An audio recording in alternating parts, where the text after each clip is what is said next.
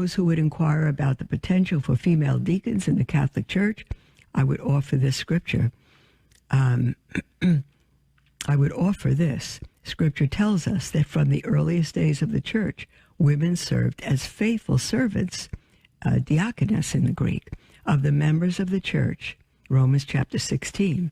Historians and scholars tell us that women served in many important roles in service in the early Church, including acts of charity for the poor, caring for the sick, preparing other women for baptism, etc.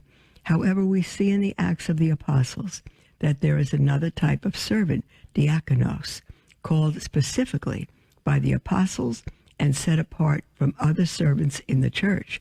The apostles laid hands on these particular servants, and these servants then received a sacramental ordination to fulfill their unique role. Scripture tells us that the apostles said, quote, brothers, select from among you 7 reputable men, filled with the Spirit and wisdom, who we appoint to this task, Acts chapter 6.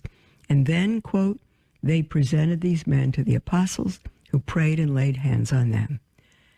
Although many, both men and women, have faithfully served the church as servants, diakonos, throughout history, the sacramental ordination to the diaconate is one of the 3 degrees of the sacrament of holy orders, deacon, priest, and bishop. It has always been reserved for baptized males alone. All 3 degrees act as instruments of Christ in persona Christi,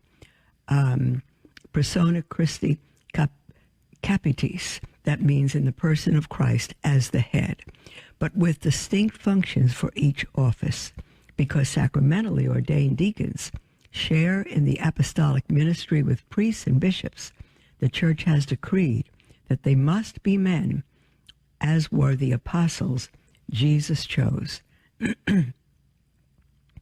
The canons of the Council of Nicaea in AD 325 state in reference to women who have been granted a certain status of service, quote, we refer to deaconesses who have been granted this status, for they do not receive any imposition of hands, so that they are in all respects to be numbered among the laity.